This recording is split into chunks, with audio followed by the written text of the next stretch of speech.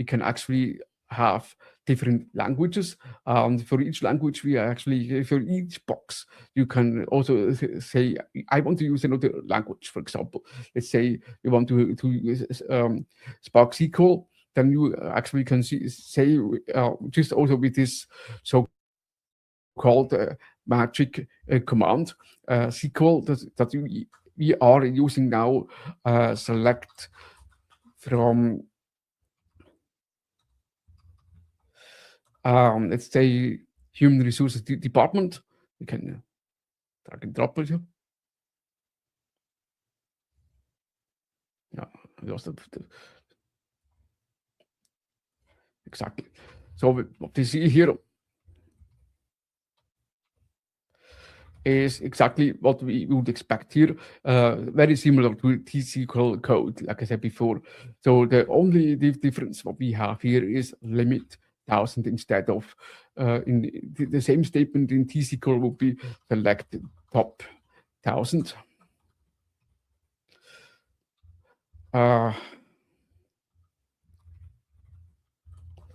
From human resources departments. That would be the difference. So just to point it out. So the difference, as you see, is not that big. So if you already know SQL, and SQL, standard SQL or T-SQL, you will get used it pretty quick. The other possibility we have here is to change to Scala. Then we have just this magic command as for Spark. Then we have the possibility of SparkR. Then we have this SparkR. So you have the also within the one block, you have to decide for one language though. So you cannot mix multiple languages in one block. So you also can write this. This is not something that is fixed. You also can write this like this, basically. Right. Let's go a bit deeper into this. We have basically, I've already run this. Select from the process. This same statement like before in SQL. We can see the data frame here. We see is that df is short for data frame. So we display it here, and if you display it, we get like a table, something like this. We can actually filter it.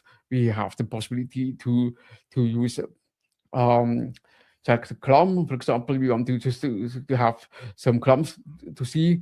We also can look for it, search if we, for example, say just a suffix last name, so you just get the basically